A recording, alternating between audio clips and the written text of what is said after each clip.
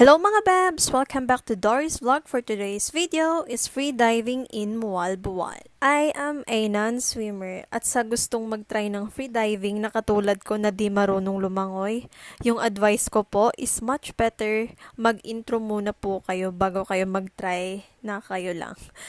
Dito naman sa Mual Bual trip ko is nag-hire lang ako ng tour guide. Nagrent lang din po ako ng mask at saka fins kasi wala pa po akong sariling gamit. Dili ko ka equalize og gonit.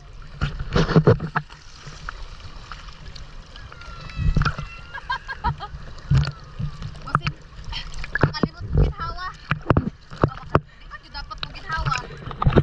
It's my second time sa freediving. Yung first ko is yung nag-intro ako sa Batangas. Silo nga pala sa Free Camp Dive family, lalong-lalo na kay Jem sa dive buddy ko. See you soon. siya yung nag-invite sa akin na mag-free dive sa Batangas. Anyways, may mga nakikita akong mga video sa TikTok regarding dun sa tinutulak para makasisid. At syempre, na-experience ko yon. Ito kasi yung kwento. Hindi ko sinabi sa guide na may experience na ako sa freediving, kaya akala niya siguro na hindi ako marunong sumisid. Which is, totoo naman, charot. Yung first at last na tulak ni Kuya Guide sa akin, nagulat siya kasi mahaba yung breath hold ko. Kaya dun ko na sinabi sa kanya na I have experience sa freediving.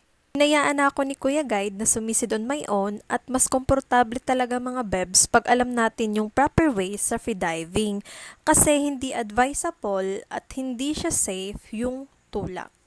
Every time pag may nagtatanong sa akin about freediving, ina-advise ko po talaga na mag-intro muna. For your own safety naman yan eh. Kasi sa intro, dun lahat eh.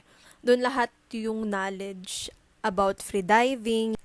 It has several methods to equalize your ears. Example na lang dito yung Frenzel maneuver. It is a commonly used technique in freediving. Ito yung pinipinch yung ilong para lumabas yung pressure sa tenga. As you can see, hindi ako nagpipinch ng ilong. I used hands-free technique.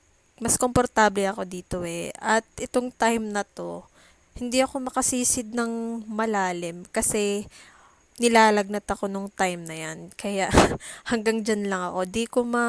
At least man lang nahawakan ko yung mermaid, pero di talaga ako nakasisid ng malalim.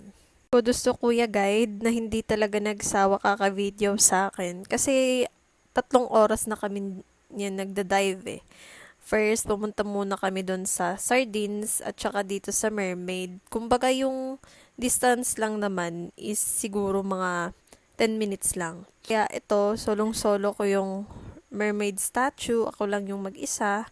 O, tingnan nyo. Di ako makasisid ng malalim dyan, be.